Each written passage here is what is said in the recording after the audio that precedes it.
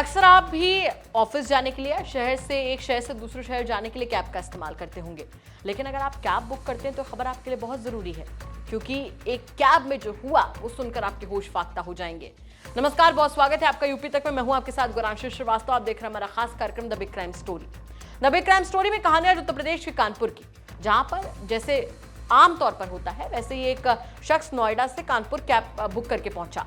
Cab book करने के बाद में जब वो कानपुर पहुंचा, उसके बाद में उसके साथ में एक बोरा था, लेकिन कानपुर पहुंचते पहुंचते ड्राइवर ठनक गया। उसका माथा तब ठनका जब बोरे में कुछ हलचल हुई, जिसके बाद में जो बात निकलकर सामने आई वो आपके होश उड़ा कर रख देगी। क्या है पूरा मामला, चलिए विस्तार से आपको बताते हैं।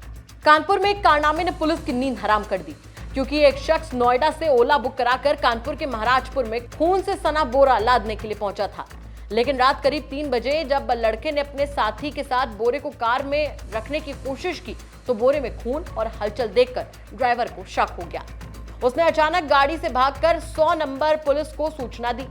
पुलिस जब उस घर पर पहुंची तो वहां सभी लोग फरार थे, वो बोरा भी नहीं था। पुलिस को अब लग रहा है कि शायद घर की एक महिला की हत्या करने के लिए उसके घर वालों ने एक दोस्त को नोएडा से बुलाया था। पुलिस अब उस महिला, बोरे और घर वालों को ढूंढने में लगी है, लेकिन किसी का पता नहीं चल रहा है। महिला की हत्या का शक इसलिए है क्योंकि इस महिला के नाम पर हाईवे के किनारे लगभग 40 करोड़ की जमीन है। दरअसल कानपुर के महाराजपुर इलाके में रात करीब 3:30 बजे ओला ड्राइवर ने हाईवे पर खड़ी पीआरवी वैन को सूचना दी कि महाराजपुर में हाईवे के किनारे घर में सौरभ नाम का शख्स मुझे नोएडा से बुक करा कर लाया था। फिर रात में घर आया, मुझसे कहा कि यहाँ सो जाओ, ये ढाबा है। ढाबा कुसुम नाम की महिला का है। रात करीब 3 बजे उसी वक्त उसने एक साथी के साथ उसे जगाया और कहा कि चलो नोएडा चलना है। इसके बाद पहले उसने आधी बोरी गेहूं मेरी गाड़ी में रखा, उसके बाद एक दूसरा बोरा रखने को कहा, लेकिन जब मैंने बोरे को ध्यान से देखा तो उसमें कई जगह खून लगा था, वो हिल रहा था। मैंने जब उससे पूछा कि इसमें क्या है तो मुझे मारने पीटने लगा, गाली बकने लगा और कहा कि तुम अपने काम से मतलब रखो। पूरे मामले पर ड्राइवर ने खुद क्या कुछ जानकारी दी है, चलिए आपको ड्राइवर की जुबानी सुनवा देते हैं। सर ऐसा हुआ, पहले मुझे यहाँ पे आया था मैं, आने के बाद फिर बोले यहाँ पे चलना है इलाहाबाद लेके गए मुझे, फिर अपनी बहन के यहाँ पे भी लेके गए। बहन के बाद घूमते फिर एक जगह और गए थे, पता नहीं किस जगह गए थे, लौट के आ गए। फिर एक यहाँ पे प्रयाग होटल है सामने, यहाँ पे हाँ, होटल पे खाना खिलाया 9 बजे मुझे। खाना खा के बोले हम घर जा रहे हैं और 3:30 बजे या 3 बजे यहाँ से निकलेंगे। तो मैंने बोला था कि भाई मेरी सोने की व्यवस्था क्या है। उन्होंने बोला कि आप यहीं पे होटल पे सो आराम से, हम आपको फ़ोन कर देंगे, बुला लेंगे। तो मेरे पास आए 3 बजे के आसपास, 2:30 या 3 बजे के आसपास। मेरी खिड़की बजाई थी उन्होंने, 2 लोग थे वो। और आने के बाद फिर मेरी गाड़ी को लेके गए। गाड़ी पहुंची तो उसमें पहले तो कट्टा रखा था अनाज का मेरे में, फिर दूसरा जो होता है जो कुछ लगा उसमें कुछ हलचल सी थी। तो मैंने बोला इसमें है क्या भाई? इसमें हलचल थी बोरे में, जो बोरे में हलचल थी, मैं है क्या इसमें? कि कुछ नहीं, रख लो इसे। कि नहीं रख रहा। फिर मुझसे उसने गाली फाली भी दी। मैंने बोल दिया भाई रुको, गाड़ी साइड लगा देते हैं, रख लेंगे। तो जैसे ही मुझे मौका मिला मैं तुरंत वहाँ से गाड़ी लेके भाग गया। मैं गाड़ी लेके भागा पुलिस के पास, 100 नंबर के पास। 100 नंबर पे मैंने कॉल की, 100 नंबर मेरे साथ आई। फिर वहाँ जाके देखा तो तीनों लोग गायब थे, गाड़ी लेके। प्लेटिना मोटरसाइकिल थे। जी सर।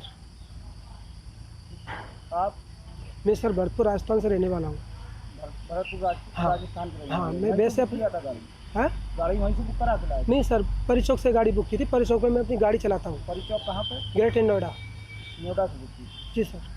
कब ये बुक की थी, कै बजे बुक की थी गाड़ी? कल ये की थी करीबन 8:30 या 9 बजे के आसपास। कल 8:30? परसों कल तो आया था 6:30 या 7 बजे, 6:30 के आसपास यहाँ पे आ गया था। मेरी गाड़ी का किलोमीटर 500 किलोमीटर गाड़ी चल चुकी है पहले। वहीं इस पूरे मामले पर पुलिस का क्या कुछ कहना, चलिए वो भी सुन लीजिए। ये महाराजपुर थाना क्षेत्र की महुली गांव में आज बीती रात में लगभग 3:15 बजे एक मनोज कुमार नामक कैब चालक जो नोएडा से आया था, वो दौड़ता हुआ गाड़ी को लेकर के भागता है और लगभग 2 किलोमीटर आगे पीआरवी मेन रोड पर खड़ी थी। उससे बताता है कि मुझे एक सौरभ नाम के व्यक्ति नोएडा से बुक करा के लाए थे गाड़ी, और वो आज रात में हमें 3 बजे बुलाए थे कि 3 बजे हम नोएडा वापस चलेंगे। मैं सोया हुआ था ढाबे पर। तो हमारे गाड़ी में पहले उन्होंने बोरा रखा, इसके बाद वो एक बोरा दूसरा रख रहे थे जिसमें उन्होंने कहा चावल है, लेकिन उसमें ब्लड लगा हुआ था, हिल डुल रहा था। तो मैं उसको देख करके मना किया तो उन्होंने मुझे गाली दे के कहा कि इसको ला दो।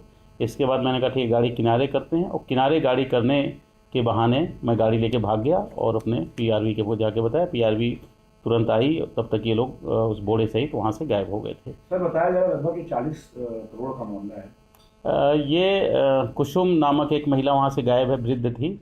उसकी शादी रामचंद्र नामक एक व्यक्ति से हुई थी। 20 साल पहले ये छोड़ के चली गई थी। अभी 4-5 दिन पहले ये वापस आई है और अपने हिस्से की मांग कर रही थी, और इसका पति रामचंद्र अर्धविक्षिप्त हैं। तो लोग संभावना व्यक्त कर रहे हैं कि उसके जो दोनों महिला के वो रामचंद्र के भाई जो थे, उनके दोनों लड़के हैं, वो उसके साथ कुछ हादसा कर सकते हैं।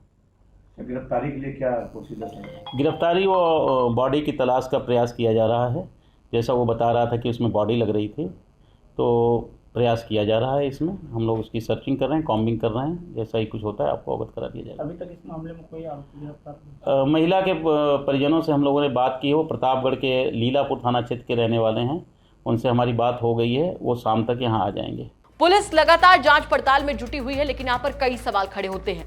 सबसे बड़ा सवाल यहाँ पर यह खड़ा होता है कि आखिर उस बोरे में था क्या, और उससे बड़ा सवाल यहाँ पर यह खड़ा होता है कि क्या एक महिला जिसके नाम पर कई बीघा करोड़ों की जमीन है, वो लोगों के निशाने पर आ गई है।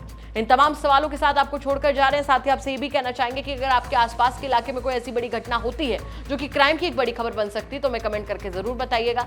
हम उसकी तह तक जाएंगे, उसके बाद में उसे खबर के तौर पर आप तक जरूर पहुंचाएंगे। नमस्कार।